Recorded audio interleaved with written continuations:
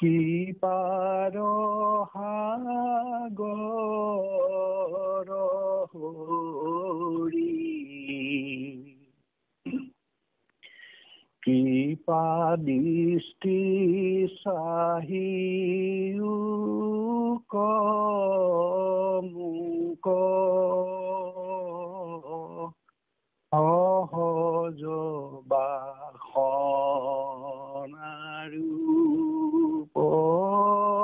শৰণ দিও নাথ মোৰ অহংকাৰ দূৰ হোক মোৰ অহংকাৰ দূৰ হোক কৃষ্ণ কৃষ্ণ হৰি হৰি ৰাম ৰাম কৃষ্ণ কৃষ্ণ কৃষ্ণ কৃষ্ণ হৰি হৰি ৰাম কৃষ্ণ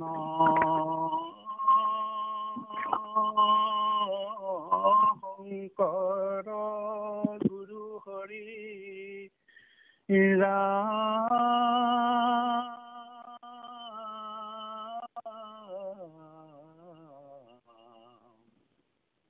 হৰি ৰাম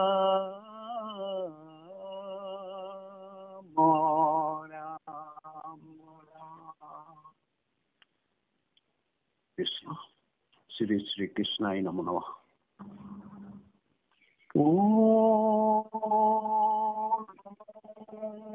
ভগৱতী বাসুদেবায়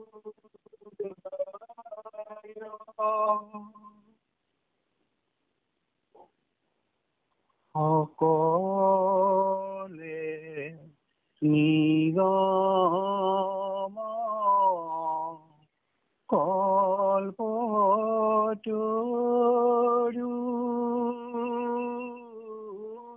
তাৰ ফল মহা ভাগৱত শুক মুখে আহি ভূমিত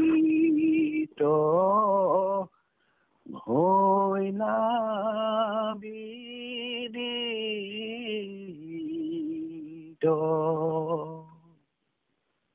ৰসত চতুৰ যিটো জন কৃষ্ণৰ চৰণে দিয়া মন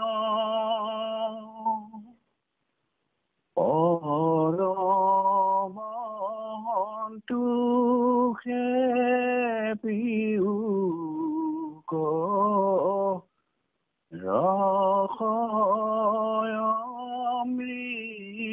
ৰসয়মৃত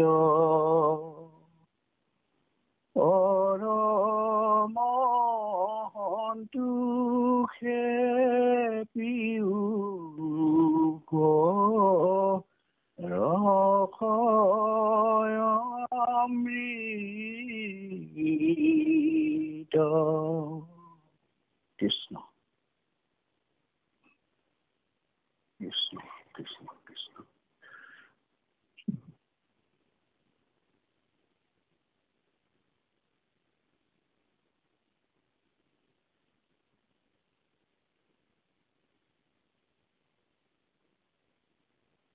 আমি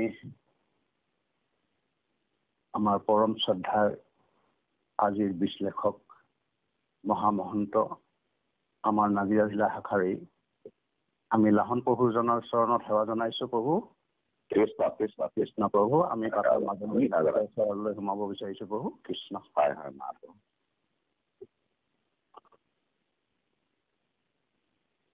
কৃষ্ণ কৃষ্ণ কৃষ্ণ।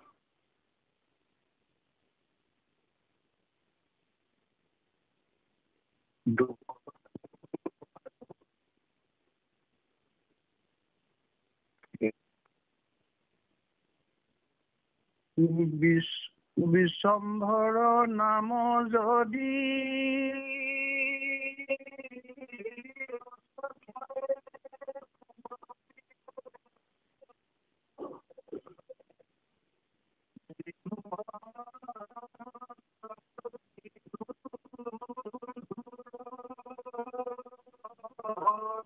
তথাপিতো 14 কোটি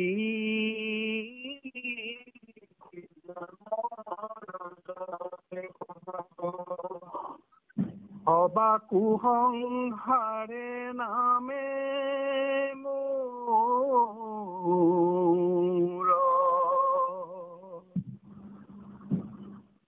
অত্যসন্ধ বুলি যিটো বাৰেক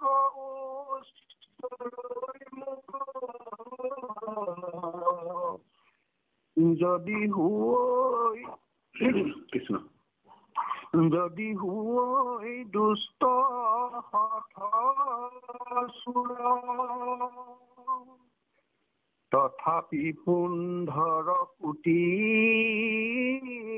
জন্ম The person you are speaking with has put your call on hold. কৰৈ তাকো নামে মখি মোৰ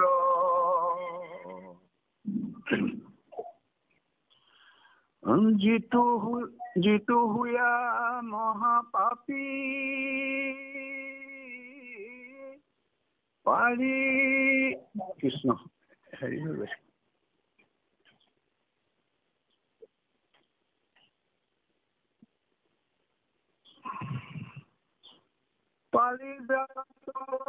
নাম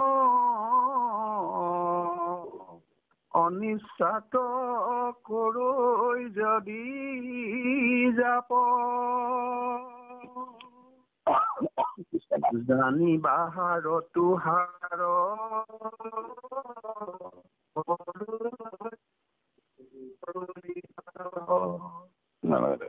16 কোটি জনমৰ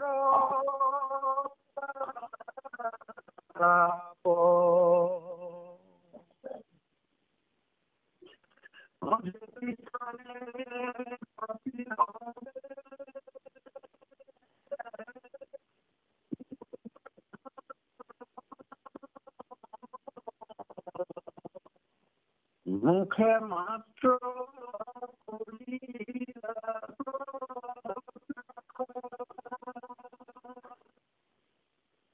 তথাপি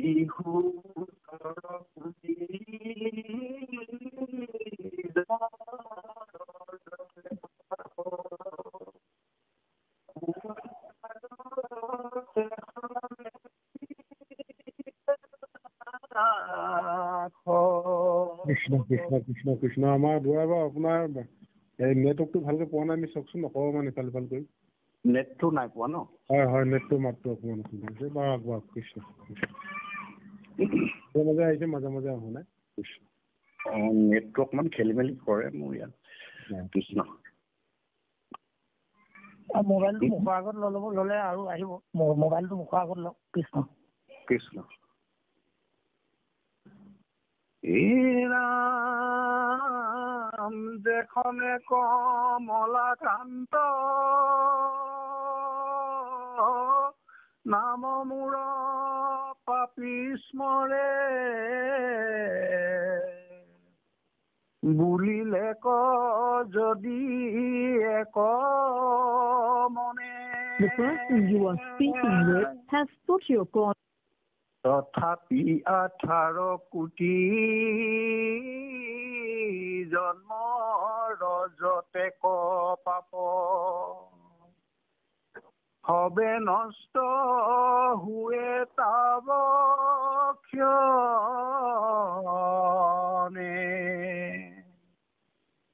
এতিয়া মাতটো পাইছেনে প্ৰভু?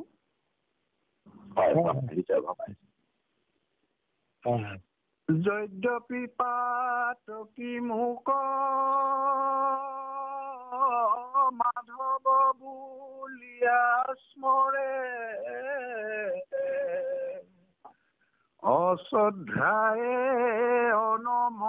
আনমন হুই, তথাপি 19 কোটি জন্ম ৰজতে পাপ। সবায়েতে খনে লাগে জুই,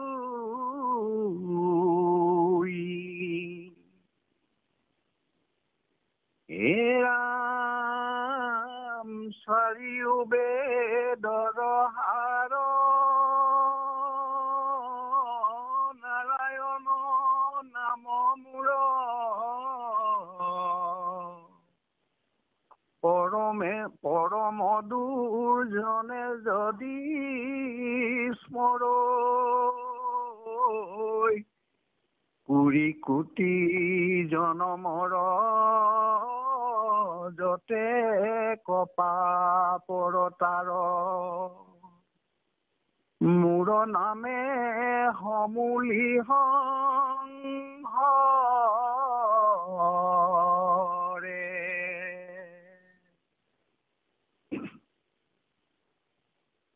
যেতিক্ষণে জগন্নাথ নাম উচ্চাৰিলে মুখে, হুয়া মহাপাতকী প্ৰধান,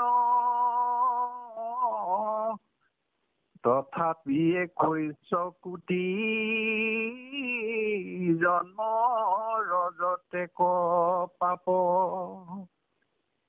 হবে হুয়ে তেখনে নিৰ্জান,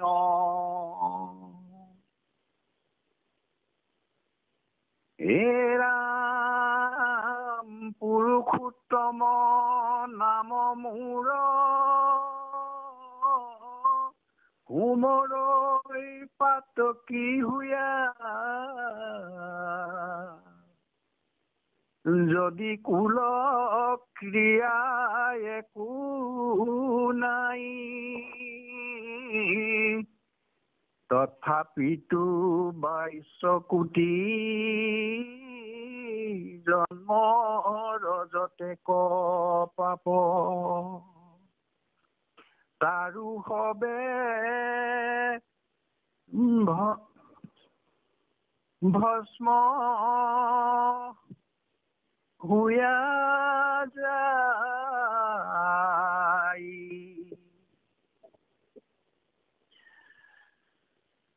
যেবে পৰম ব্ৰহ্ম নাম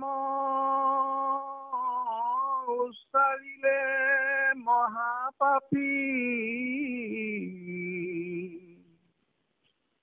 জাত পৰে নাহি দুৰাচাৰ,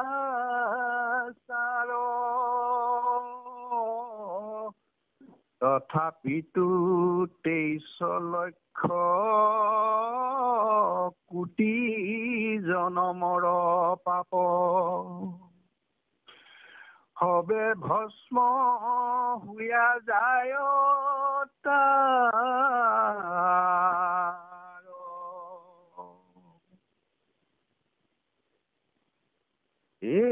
এৰাম অত্যন্ত অন্ত্যজু যদি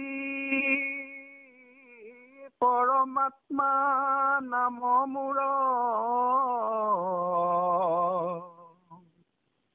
হেলাত উচ্চৰ একবাৰ, লক্ষ কোটি কোটি জন্ম যত কৰি আছে পাপ। তাবক্ষণে নষ্ট হৈ তাৰ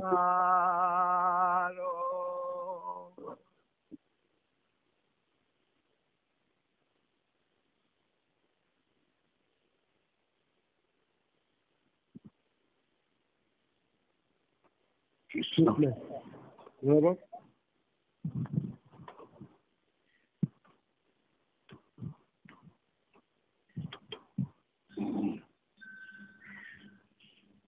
কাহিনীটো গুচি গ'ল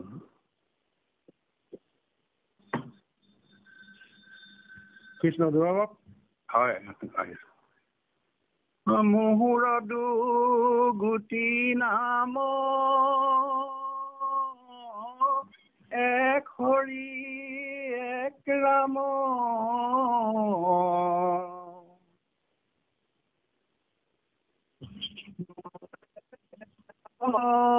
মহাপাপী হুই 60 লক্ষ কোটি জন্ম যত পাপ কৰি আছে সবাৰো মুণ্ডত লাগে জুই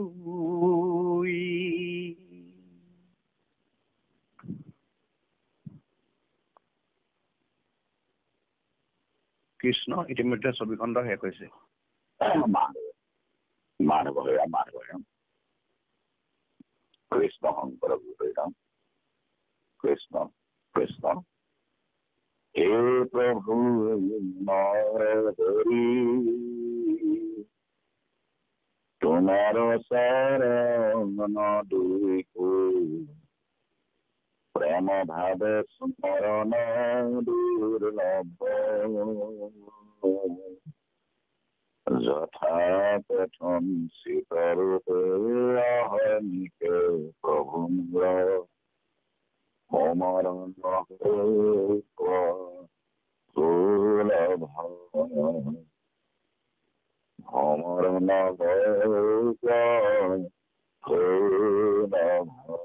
কৃষ্ণ কৃষ্ণ হৰি কৃষ্ণ কৃষ্ণ ভকতি প্ৰসাদ এই অনুষ্ঠানটিৰ বিভিন্ন ডাইৰেক্টত থকা সাধু সন্ত মহন্তসকল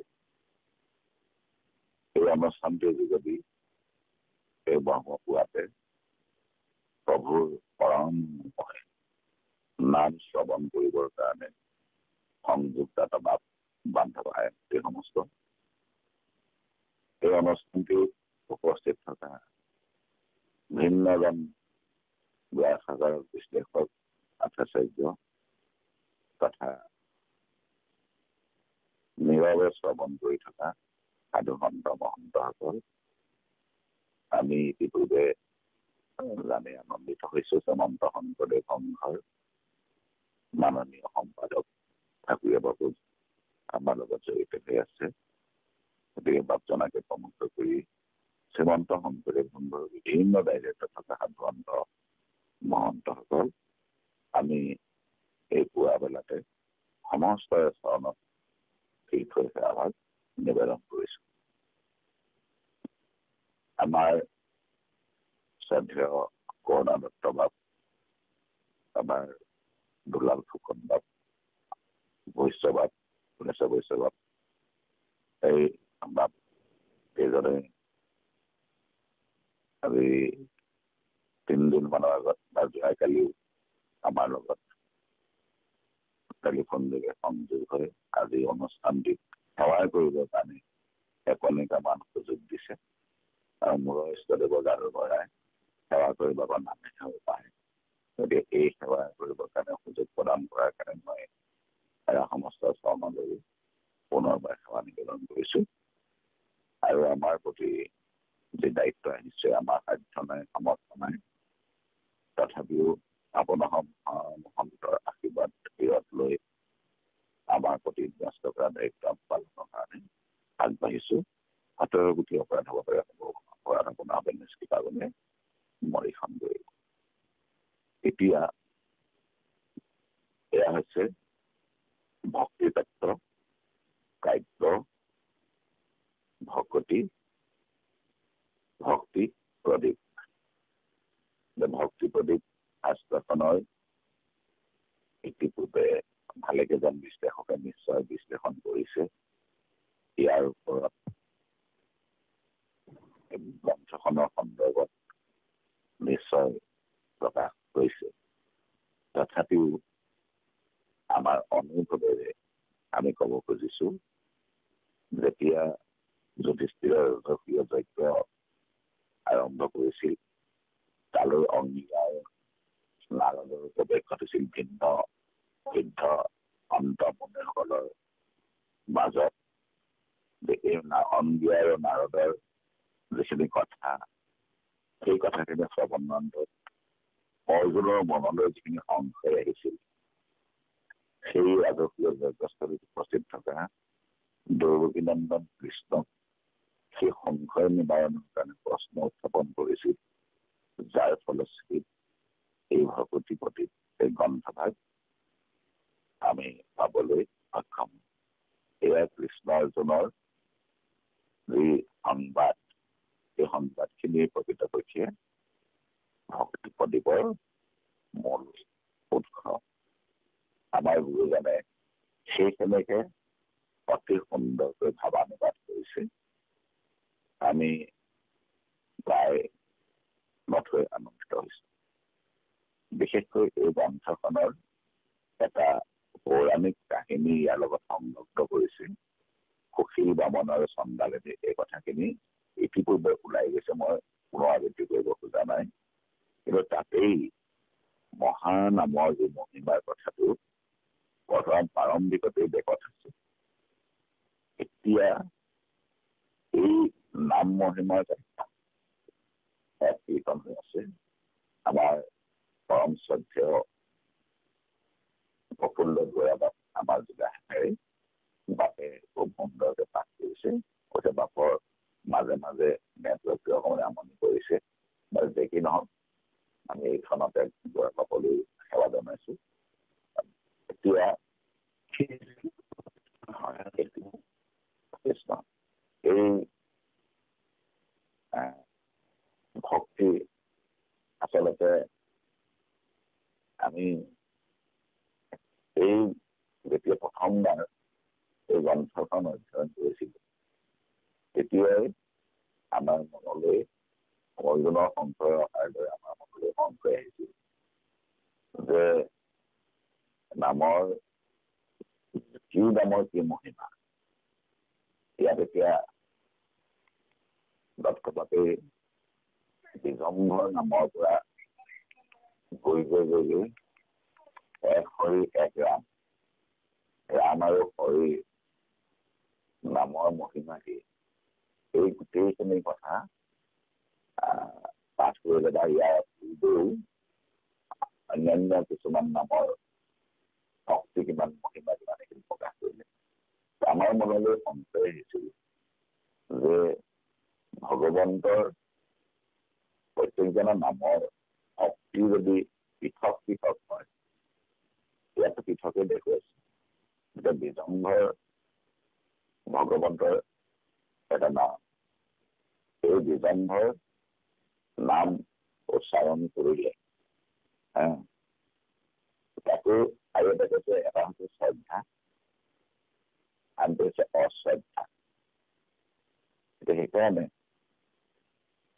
এই বিজম্ভৰ নাম উচ্চাৰণ কৰিলে 14 কোটি জন্মৰ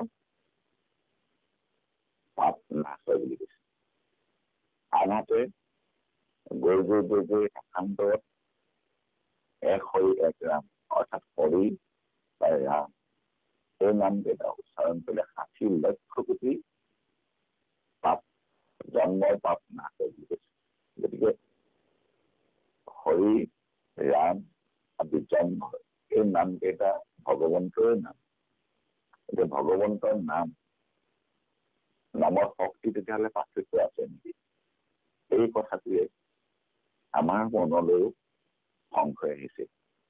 সংশয় নিবাৰণ কৰিবৰ কাৰণে আমি অন্যান্য কিছুমান গ্ৰন্থও আশ্ৰয় ল'বলগীয়া হৈছে। কাৰণ এই গ্ৰন্থভাগ সম্পূৰ্ণৰূপে এক ভক্তি তত্ত্ব কাব্য, এই কথাষাৰ আমি সকলোৱে জানো। এতিয়া আমি যাবলগীয়া হৈছিল এই কথাষাৰ বিচাৰি আমি অজামিল উপাখ্যানলৈ দৌৰিছিলো। কাৰণ অজামিল উপাখ্যানত পাপ অনুসাৰে নৰকৰ কথা তাত উল্লেখ আছে। ঠিক তেনেধৰণে আমি যাবলগীয়া হৈছিল পুৰঞ্জন আখ্যানকে। কাৰণ তাত কি আছিল, তাত আচলতে পুৰঞ্জন মানে জীৱাত্মাহে, জীৱাত্মাই কেনেকৈ তেওঁ 84 লক্ষবাৰ জন্ম অতিক্ৰম কৰিছে এই কথাখিনি আমি জানিবলগীয়া হৈছিল। তাৰপাছতে আমি আকৌ দ্বিতীয় স্কন্ধৰ ভাগৱতৰ কপিল দেৱাহুতিৰ আখ্যানো আমি চাবলগীয়া হৈছিল, য'ত নিগুণ সগুণ ভক্তিৰ কথা উল্লেখ কৰিছে। এই গোটেই কথাখিনি আমি যেতিয়া বিশ্লেষণ কৰি চালো, তেতিয়া আমাৰ মনলৈ যিখিনি অনুভৱ আহিছিল, সেই অনুভৱখিনি আমি আপোনালোকৰ আগত প্ৰকাশ কৰিবলৈ আগবাঢ়িছো। এতিয়া কথা হৈছে কি যে আমি পাঠ অনুসৰি যদি আমি আগবাঢ়ো, তেতিয়াহ'লে এই বিজম্ভৰ বা সত্যসন্ধ, কমলকান্ত এইবিলাক ভগৱন্তৰ একোটা একোটা গুণৰ নাম, গুণ নাম, তাৰ গুণ অনুসৰি নাম।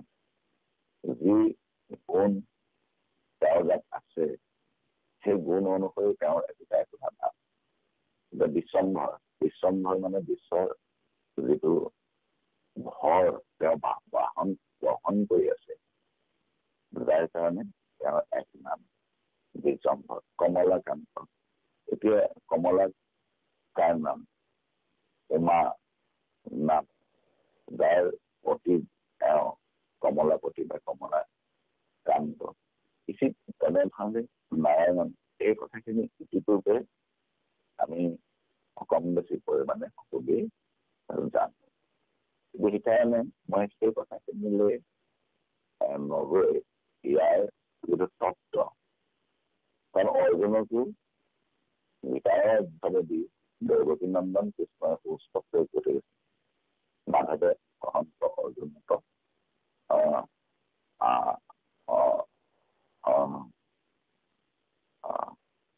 ভকতেহে জানে মোৰ মহিমা বিশেষ, কৰ্তৰূপে সতি জানে মোক, তয়ো দুৰ্গীয় দুঃখ অন্তকালে গৈ আমাক প্ৰৱেশ।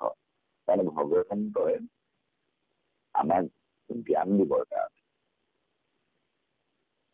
কি জ্ঞান দিবৰ কাৰণে?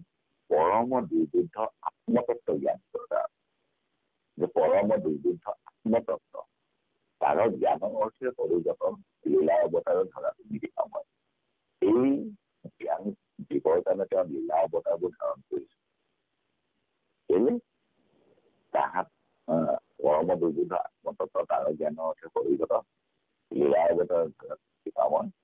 তাহান্ন চৰিত্ৰ সোধাহীন তাতো ক্ৰিয়া কৰি দীনবন্ধু চাৰি পুৰুষাৰ্থকে নহ'ব কৰে। আমাৰ চাৰি পুৰুষাৰ্থ সাধন এই শ্ৰেষ্ঠ মানসিক ত্যাগটো, চাৰি পুৰুষাৰ্থ সাধন কৰাৰ পাছত বা চাৰি পুৰুষাৰ্থক তৃণসমূহ একদম নগণ্য কৰি ভক্তি যিটো পঞ্চম পুৰুষাৰ্থ, এই পঞ্চম পুৰুষাৰ্থটো ধাৰণ কৰি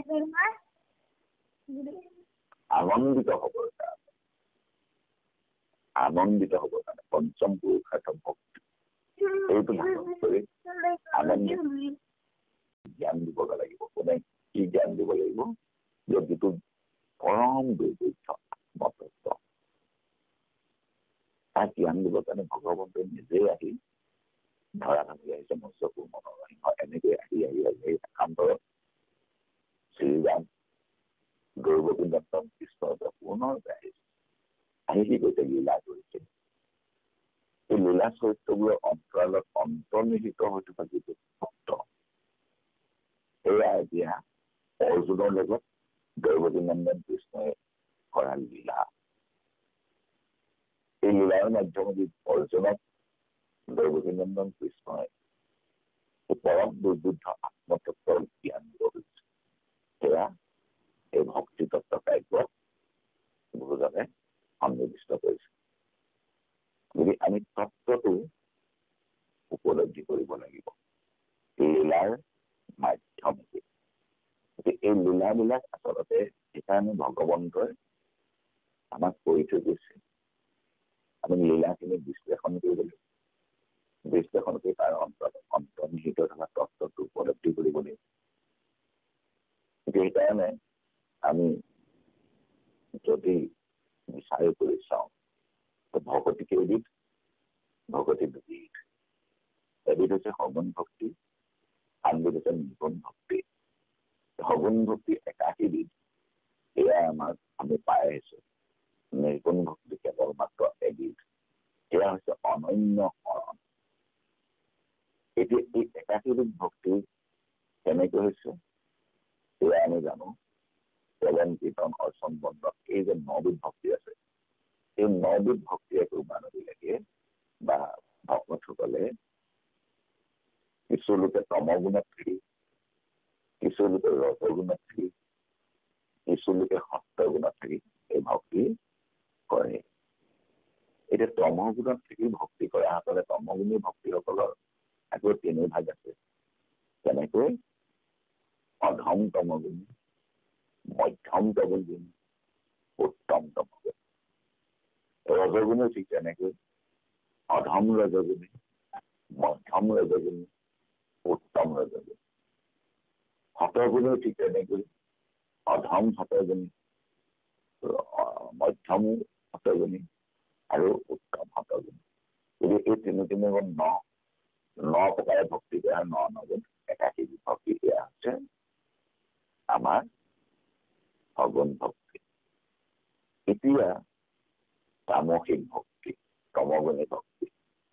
তমগুণী ভক্তিয়ে পৰক মাৰিবৰ প্ৰতি, পৰৰ অনিষ্ট সাধন কৰিবৰ কাৰণে যি ভক্তি কৰে তাকেই আচলতে তমগুণী ভক্তি বুলি কৈছে। আকৌ নিজৰ যশস্য বৃদ্ধি হওক, চাৰিওফালে নিজৰ নাম খ্যাতি থাকি যাওক, এই বুলি যি ভক্তি কৰে সেয়া ৰজগুণী ভক্তি বুলি কৈছে। পাপ নাশ হওক, পুণ্য অৰ্জন হওক, এই ভক্তি হৈছে হতগুণী ভক্তি। গতিকে এতিয়া পাপ নাশ হবৰ কাৰণে যি ভক্তি, সেই ভক্তি হতগুণী ভক্তি। আৰু আমি এয়াও পাইছো যে ৰজগুণে তমগুণে আমাক নৰকৰ ফালে নিয়ে। তমগুণেতো কোনে কোনে নৰকৰ ফালে নিয়ে। ৰজগুণে যদি পুণ্য হলে কিছুদিন স্বৰ্গত বাস কৰে, পুণ্যক্ষয় হলে পুনৰ নৰকতে ধৰে। অৰ্থাৎ ৰজগুণ আৰু তমগুণ এই দুটাই আমাক নৰকৰ ফালে ধাবিত কৰায়। সত্যগুণে আমাক ভক্তি কৰিবৰ কাৰণে নিৰ্গুণলৈ আগবঢ়াই নিব পাৰে বা নিৰ্গুণৰ ফালে আগবঢ়াই নিয়ে। এতিয়া নিৰ্গুণ ভক্তি কি বৰগীততে কৈ দিলে, তুমি প্ৰভু নিৰ্গুণ, গুণৰ সীমা নাই, নিৰ্গুণ পৰ জীৱ কোটি গুণ গায়। ভগৱন্তৰ এই গুণ নামবোৰ, এই যে অলপ আগতে আমি পালো বিশ্বম্ভৰ, কমলাকান্ত, কৃষ্ণ, হৰি, নাৰায়ণ, ৰাম। কৃষ্ণ কথাটো নাই কোৱা দেই, ক্ষমা কৰোঁ, কৃষ্ণ শব্দটো মুখৰ পৰা ওলাই গৈছে। হৰি, ৰাম এইবিলাক ভগৱন্তৰ নিৰ্গুণ নাম, গুণময় গুণযুক্ত নাম, গুণৰ নাম। গতিকে নিৰ্গুণ জীৱ সেই গুণ গায়। সেই গুণবোৰ গাওঁতে গাওঁতে গাওঁতে নিৰ্গুণলৈ ধাৱমান হয়। এতিয়া সেইকাৰণে আমাৰ প্ৰথম বিচাৰটো আমি তমগুণী ভক্তি বাদ দিব লাগিব, ৰজগুণী ভক্তি বাদ দিব লাগিব, আমি সত্যগুণত থাকিব লাগিব। আমি আমাৰ ভক্তিটো সাত্বিক সত্যগুণৰ ফালে আমাৰ ধাৱমান। সেইকাৰণে এতিয়া আমি এই যে অৰ্জুনৰ মনত সংশয় কৰিছে। অৰ্জুনে প্ৰশ্ন কৰিছে। ভাগৱত প্ৰাৰম্ভতে পৰীক্ষিতে প্ৰশ্ন কৰিছে, সুখে উত্তৰ দিছে। এই ভাগৱততে আমি দেখিছো উদ্ধৱে প্ৰশ্ন কৰিছে, কৃষ্ণই উত্তৰ দিছে। অৰ্থাৎ গীতা শাস্ত্ৰৰ যি 4 প্ৰকাৰ ভকতৰ কথা কৈছে, আৰ্ত ভকত, অৰ্থাৰ্থী ভকত, জিজ্ঞাসু ভকত আৰু জ্ঞানী ভকত। এতিয়া আৰ্ত ভকত কাম পালেহে ৰাম বুলি কয়। অৰ্থাৰ্থী ভকত কিবা আশা কৰি ৰাম বোলে। এতিয়া এই যে বৰফ মাৰিব যদি আশা, মোৰ যশীয়তী বাসকীয়া আশা, মই পাপ নাশ হওক, ঈশ্বৰৰ ভক্তি হওক, সেইটো আশা। এয়া অৰ্থাৰ্থী ভকতৰ এক লক্ষণ। তাৰ পাছত জিজ্ঞাসু ভকত। এতিয়া অৰ্থাৰ্থী কাৰণ ভক্তি এডাল জখলা, এই জখলাত আৰোহণ কৰিব লাগিব। ভক্তি একেঠাতে ৰৈ থাকিলে ভক্তিটো আগবাঢ়ি নাযায়। কাৰণ তাতে দেখুৱাই দিয়া আছে যে তমগুণে ৰজগুণে কলৈ লৈ যায়, নৰকৰ ফালে লৈ যায়। অৰ্থাৎ জখলাডালত নমুৱাই দিয়ে, তললৈ নামায়। সত্যগুণে ভক্তিৰ দিশলৈ ধাৱমান কৰে, মানে আমাক সেই জখলাডালত ঊৰ্ধ্বগামী আৰোহণ কৰি যায়। এতিয়া সেইকাৰণে ভগৱন্তৰ এই ভক্তিয়ে যেতিয়া ভকতৰ মনলৈ জিজ্ঞাসা আনি দিব, জিজ্ঞাসা যেতিয়া আহিব, যেনেকৈ অৰ্জুনৰ আহিছে, যেনেকৈ উদ্ধৱৰ আহিছে, সেই জিজ্ঞাসাটো অহাৰ লগে লগে সংশয় নিবাৰণৰ কাৰণে প্ৰশ্ন উত্থাপন হ'ব, প্ৰশ্ন কাক কৰি নিদিয়া। সেইখিনি সময়ত উদ্ধৱক কৰিছিল, কৃষ্ণক কৈছিল উদ্ধৱে, অৰ্জুনক কৈছিল উদ্ধৱে, আজিৰ কলিযুগৰ ভকতেহে শৰীৰ বতাই। সেইকাৰণে ভকতেহে জানে মোৰ মহিমা নিশে, তত্ত্বৰূপে সতি জানে তত্ত্বৰ লীলা চৰিত্ৰসমূহৰ অন্তৰালত অন্তৰ্নিহিত হৈ থকা এই তত্ত্বটো জানিবলৈ হলে ভকতৰ কাম কৰিব লাগিব। সেইকাৰণে ভকত শব্দটো এটা বিস্তৃত শব্দ, মহন্ত শব্দটো এটা বিস্তৃত শব্দ।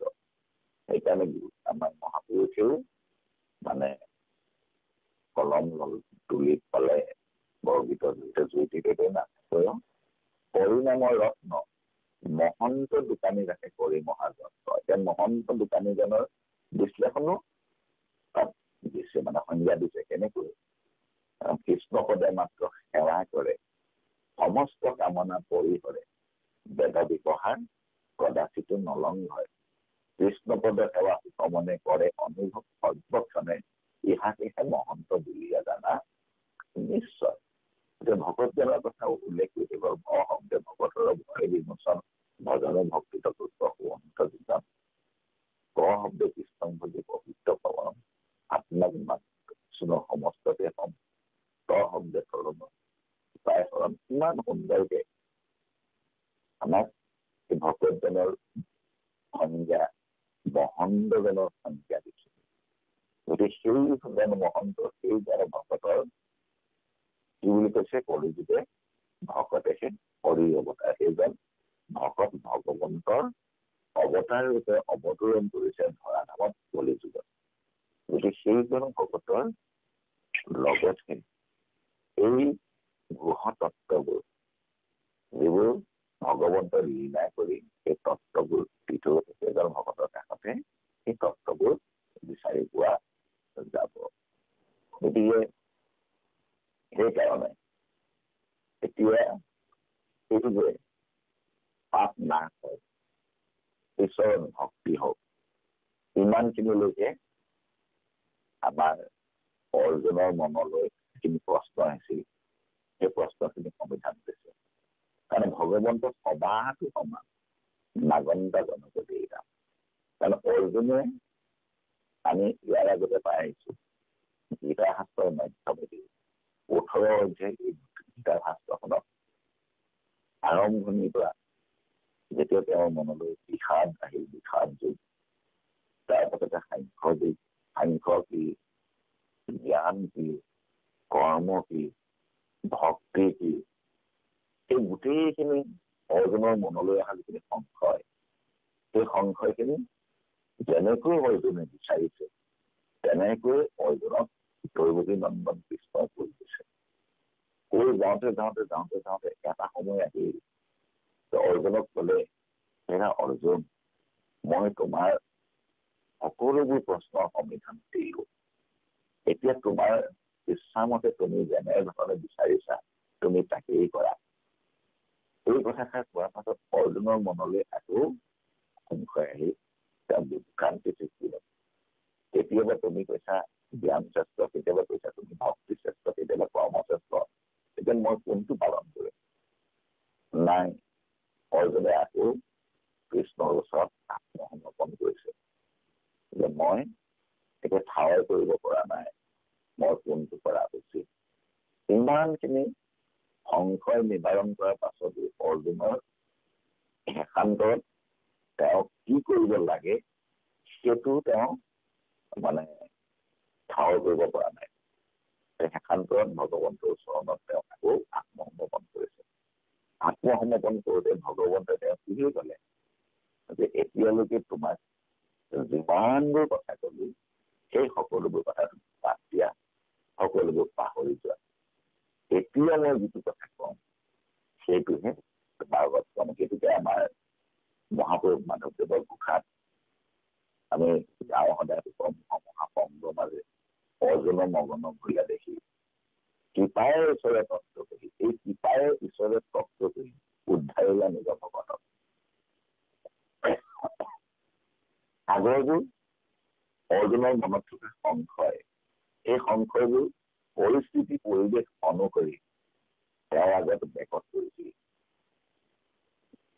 কিন্তু শেষান্তৰত ভকত অৰ্জুনৰ প্ৰতি কৃপা দৃষ্টি কৰি যিখিনি তত্ত্বৰ কথা প্ৰকাশ কৰিলে সেইখিনিহে প্ৰকৃততে পালন কৰিবলগীয়া। আগৰ কথাখিনি মনৰ প্ৰশ্নৰ সমিধান মাত্ৰ।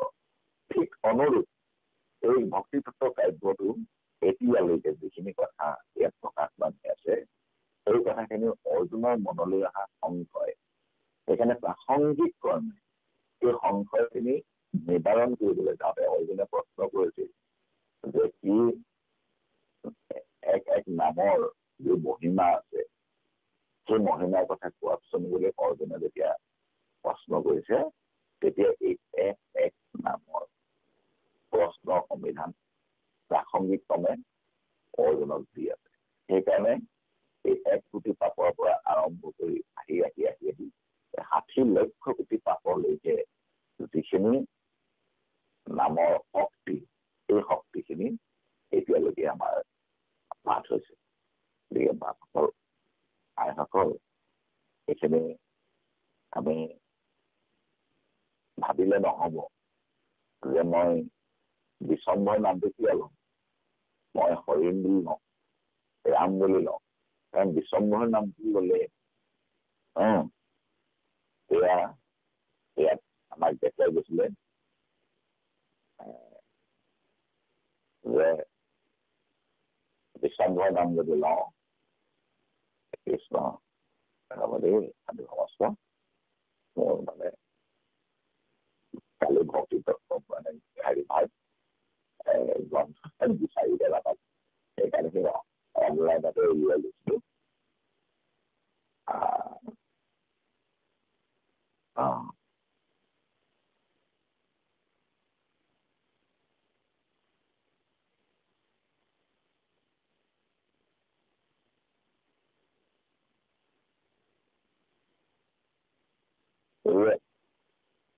এতিয়া এয়া বিশ্বম্বৰ বুলি যদি নাম লওঁ তেতিয়াহ'লে 14 কোটি পাপ নাশ হ'ব।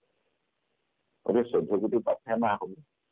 গতিকে ৰাম নাম লওঁ, হৰি নাম লওঁ, 60 লক্ষ কোটি পাপ নাশ হ'ব। এইটো আমাৰ ভবাটো অনুচিত বা এইটো আমি আমাৰ ল'ৰা ছোৱালীক সেইটো জুখিব নালাগে। এয়া কেৱল মাত্ৰ অৰ্জুনৰ মনৰ সংশয় মানে নাইকিয়া কৰিবৰ কাৰণে অৰ্জুনক আসংগিক্ৰমে কোৱা কথাহে এই বুলি আমাৰ অনুভৱ। গতিকে আমি সেইকাৰণে এই অনুভৱটো নিশ্চিত কৰিবৰ কাৰণে আমি অকণমান পাছলৈ যাব লাগিব। গতিকে মই বাপসকলক অনুৰোধ জনাইছোঁ বা আমাৰ দুৱাসকলক অনুৰোধ জনাইছোঁ এতিয়া পাছৰ পাঠখিনি আমি আগবঢ়াই লৈ যাওঁ। সেইখিনি আমাৰ প্ৰত্যেকটো নামৰ সন্দৰ্ভত যিখিনি আছে সেই নামৰ অন্যয়টো আমি অভিধানত বিচাৰিলৈ পাম বা অন্যটো দিছে পুৰুষোত্তম কাত্ৰই আমাৰ নাৰায়ণ কাত্ৰই এই কথাবোৰ পৰমাত্মা কাত্ৰই এইবোৰ অলপ আগতে যিখিনি নামৰ নাম ইয়াত উল্লেখ কৰি থৈছে ভগৱন্তৰ এইখিনি আমি তেনেকৈ বিচাৰিলেও আমি পাম। কিন্তু আমি মূল কথাটোলৈ আমি আহিব লাগিব। সেইকাৰণে আমি ভাবিছোঁ ডক্টৰৰ আমাৰ গোৱাৰ বাবে পাছৰখিনি অংশমান পাঠ কৰকচোন, তেতিয়া আমি মূল কথাখিনি আমি পাবলৈ কৃষ্ণ প্ৰভু কৃষ্ণ কৃষ্ণ। এতিয়া আছে দুলৰি কৃষ্ণ। নামৰ মহিমা কহন্তে কেশৱে আপোনো বিস্ময় ভৈলা হৰিৰ ৰোমাঞ্চ বচন নোলাই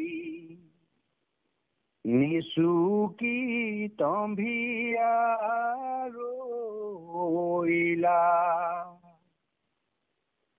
উনাহ ভাষদ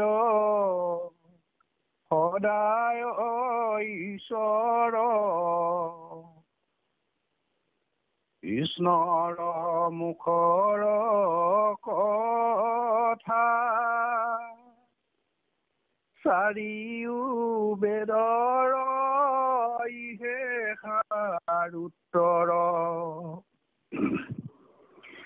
জানিবা আকহৰ কথা ৰামদেৱৰ মধ্যত দৈৱকী নন্দন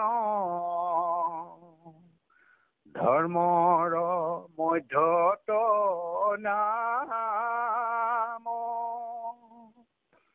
দ্বৈত পৰে তিনি নাই নাই নাই ভকত পুৰণ কাম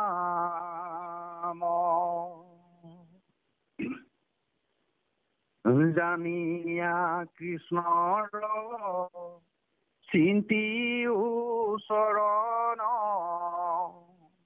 মুখত নেৰিবা নাম কেতিক্ষণে কৈত মৰণ মিলয়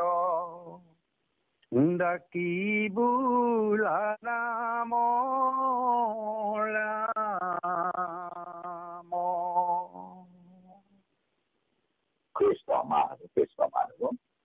এইটো সেইকাৰণে আমাৰ গুৰুজনে এইখিনিতে তেখেতৰ বক্তব্যখিনি প্ৰকাশ কৰি থৈ উপদেশৰ মাধ্যমেদি ইয়াত সুস্পষ্টকে তেওঁ কৈছে যে নামৰ যি মহিমা সেই নামৰ মহিমা বখাওঁতে কওঁতে দৈৱকী নন্দন কৃষ্ণৰো ইয়াৰ ৰোমাঞ্চিত হৈছে। সেই কথাখিনি হৰি ৰোমাঞ্চিত হৈছে, সেই কথাখিনি সুন্দৰকে কৈছে। আৰু লগে লগে সেইজন দৈৱকী নন্দন কৃষ্ণ যিজন দৈৱকী নন্দন কৃষ্ণই অৰ্জুনক সেই নামৰ মহিমা কৈ আছে। কোন নামৰ মহিমা কৈ আছে? যিবোৰ তেওঁতকৈ আগতে মানে ধৰা ধামলৈ আহিছে বা তেওঁ বিভিন্ন কলাৰূপে অংশৰূপে ধৰা ধামলৈ আহি যিখিনি কৰ্ম সম্পাদন শৰীৰৰূপে আহিল। শৰীৰ অৱতাৰৰ কথাটো আমি ভাগৱতত পাইছোঁ, গজেন্দ্ৰ পৰীক্ষা কৰিবৰ কাৰণে। ৰামৰ অৱতাৰৰ কথা আমি গম পাওঁ কেনেকৈ আহিছে। গতিকে বা ভগৱন্তই দেৱকীনন্দন কৃষ্ণই তেওঁ বিভিন্ন লীলা কৰিবলৈ যাওঁতে তেওঁ বিভিন্ন সময়ত বিভিন্ন নাম তেওঁ পাবলৈ সক্ষম হৈছে। যেনেকৈ গোবৰ্ধন ধাৰণ কৰোঁতে তেওঁ নাম পালে, পালন কৰোঁতে তেওঁ নাম পালে, সেইখিনি আমি সকলোৱে জানো বা সকলোৱে পাই আহিছোঁ। সেইকাৰণে সেইকাৰণে দেৱকীনন্দন কৃষ্ণই সেই নামবোৰৰ মহিমা কওঁতে কওঁতে তেওঁ ৰোমাঞ্চিত হৈছিল। এইখিনি সময়তে আমাৰ গুৰু শ্ৰীমন্ত শংকৰদেৱে আমাক উদ্দেশ্যে কেনে কৈছিল, সেইজন দেৱকীনন্দন কৃষ্ণ দেৱৰ ভিতৰত শ্ৰেষ্ঠ দেৱতা, আৰু তেওঁৰ যিখিনি নাম সেইখিনি হৈছে শ্ৰেষ্ঠ ধৰ্ম। দেৱৰ মাজত দেৱকীনন্দন ধৰ্মৰ মাজত নাম। এতিয়া সেইকাৰণে আমি নিশ্চয়কৈ আমি বুজি পালোঁ যে সেইজন দেৱকীনন্দন কৃষ্ণ আৰু সেই তেওঁৰ দ্বাৰা প্ৰকাশিত যি ধৰ্ম, নাম ধৰ্ম, কাৰণ আমি নেমিনগৰ শুদ্ধ সংবাদ অধ্যয়ন কৰোঁতে আমি পাইছোঁ যে আন যিমানবোৰ জগতৰ ধৰ্ম আছে সেই সকলোবোৰ ধৰ্ম ঋষিমতে প্ৰকাশ কৰি নিজ ধৰ্ম, নাম ধৰ্ম ভগৱন্তই স্বয়ং নিজ মুখে প্ৰকাশ কৰিছে। এয়া নিজৰ ধৰ্ম, নাম ধৰ্ম। গতিকে সেইকাৰণে আমাৰ এতিয়া আমি আৰু অকমান আগবাঢ়িলে নিশ্চয় তাৰ পাছৰখিনি আমি পাম যে আমি এইটো বুজিলো যে এই যিখিনি গুণৰ নাম, এই গুণৰ নামখিনিৰ কথা আমি এইটো পূৰ্বে পাইছোঁ যে আমি যেন প্ৰাৰম্ভিকতে কৈছিলো, আমি অজামিল উপাখ্যানলৈ যদি অকণমান চকু ফুৰাওঁ তেতিয়া আমি তাত এটা কথা উপলব্ধি কৰি আহিছোঁ। এই অজামিলে ইমানবোৰ পাপ তেওঁ জীৱনত কৰিছিল। কেতিয়াৰ পৰা? যেতিয়া তেওঁ যজ্ঞকাষ্ঠ আনিবলৈ যাওঁতে বেচাত পতিত হৈ তেওঁ এই যে পুত্ৰ বুলি নাৰায়ণে এই যিটো বিষয় বাসনাত আবদ্ধ হৈ, নামটো নাৰায়ণ, কিন্তু সেই নাৰায়ণ নামৰ সেই পুত্ৰক তেওঁ পুত্ৰৰূপে তেওঁৱে সকলোখিনি কৰিব। এইটো আমাক দেখাইছিল। সেইকাৰণে খাওঁতে আহো নাৰায়ণ, যাওঁতে আহো নাৰায়ণ, কিবাতে কৰোঁতে আহো নাৰায়ণ। আৰু তেওঁ যেতিয়া সংকটৰ সময় আহিল তেতিয়াও তেওঁ সেই নাৰায়ণকে মাতিছিল, কোন নাৰায়ণৰ? পুত্ৰ নাৰায়ণ মাতিছিল। তাৰমানে ইমানবোৰ তেওঁ পাপ কৰিছিল, যাৰ কাৰণে তেওঁক বান্ধি নিবৰ কাৰণে যমৰ তিনিদূতে ইতিমধ্যে জীৱ বাস কৰি তেওঁক বান্ধি পেলালে। কিন্তু সেই নাৰায়ণ হৈছে ভগৱন্তৰ নাম। ভগৱন্তৰ নাম যি উচ্চাৰণ কৰে তাইক ৰক্ষা কৰিবৰ কাৰণে ভগৱন্তৰ 4 পাৰিখন আহি অজামিল নামৰ জীৱটো কাষ পালেহি। গতিকে তিনি জন্তুতে বান্ধি যোৱা দেখি তিনি জন্তুৰ লগত 4 পাৰিখনৰ যিখিনি বক্তব্য, যিখিনি কথোপকথন আছে সেইখিনি অজামিলে শুনাৰ পাছত অজামিলৰ মনলৈ অনুশোচনা আহিল যে মই ইমান দিনে কি কৰি আছিলো। এতিয়া এই 4 পাৰিখনে বিষ্ণুদূত 4জনে তিনিজন যমদূতৰ যিখিনি কথা কৈছে, এই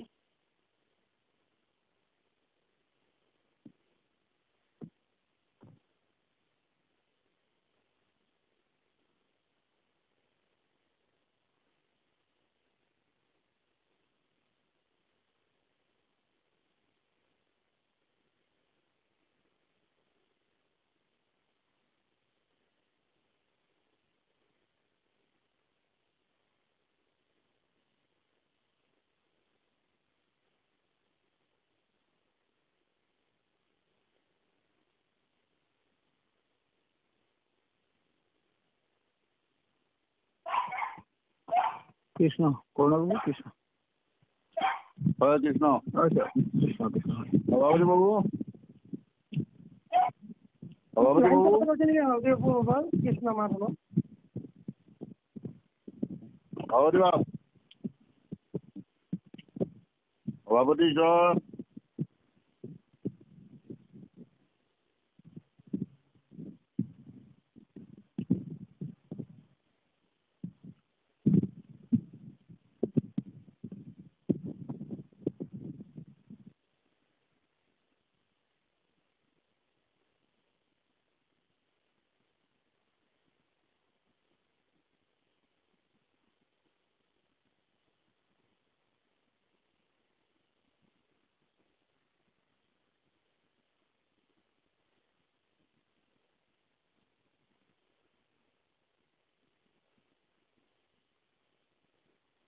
কৃষ্ণ আমাৰ দুলাল ফুকন বাব আছেনে লাহন বাবু ৰখিব দেই কৃষ্ণ কৃষ্ণ চব কাট খাই গ'ল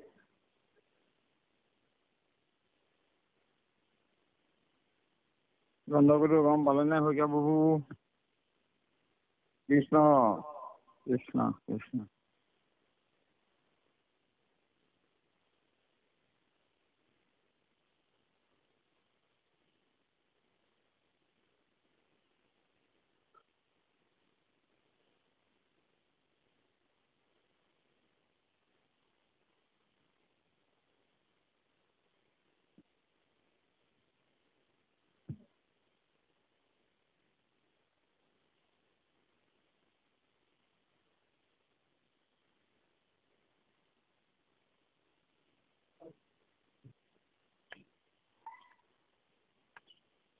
কৃষ্ণ সিফালে বাপ কৃষ্ণ কৃষ্ণ হৈছেনে আগবাগ বাবু আগবাগ কৃষ্ণ এই যে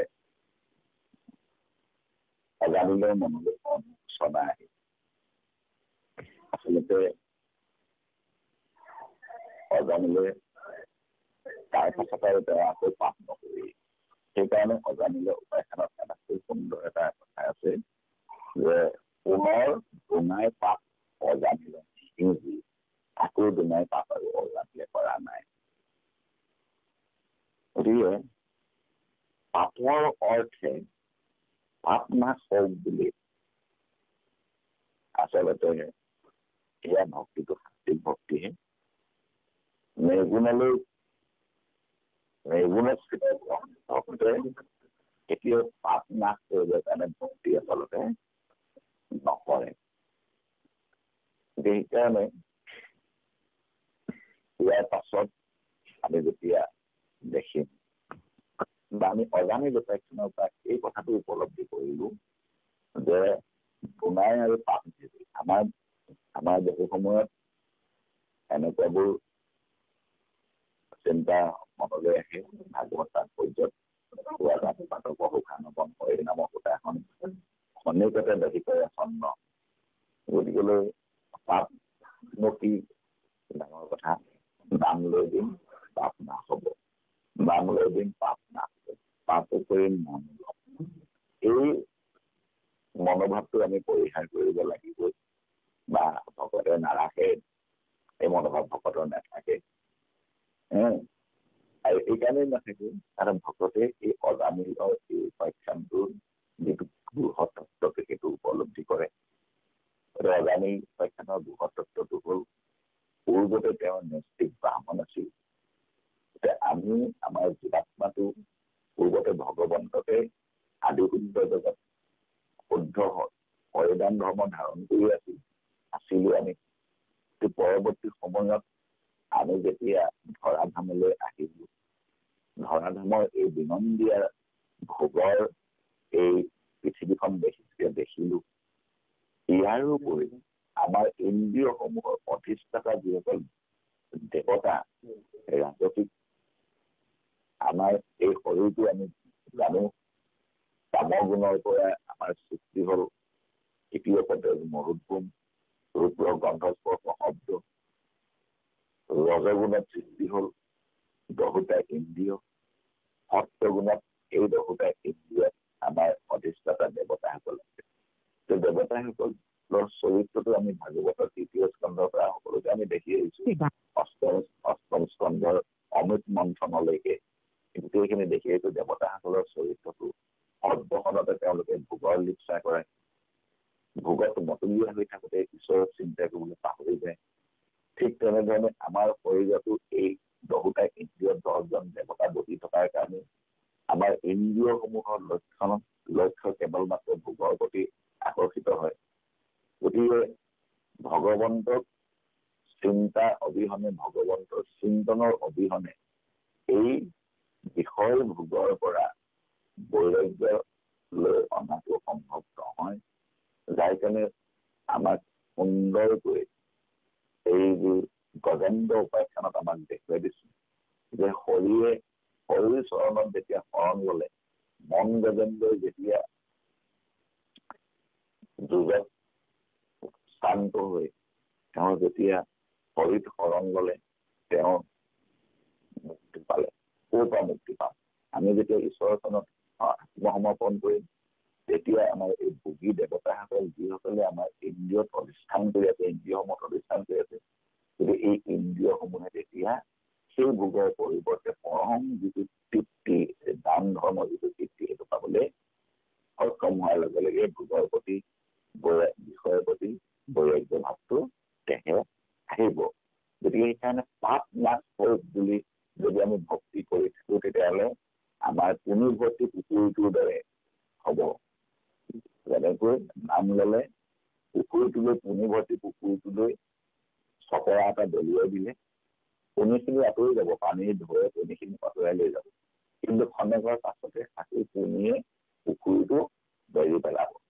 গতিকে তেতিয়াহ'লে আমি পাপ নাশ বুলি নাম ল'ম, পুনি আঁতৰিব, পুনি আকৌ চাপিব, পুনি আঁতৰিব, পুনি আকৌ চাপিব, এনেকৈ ভাৱনা থাকিব।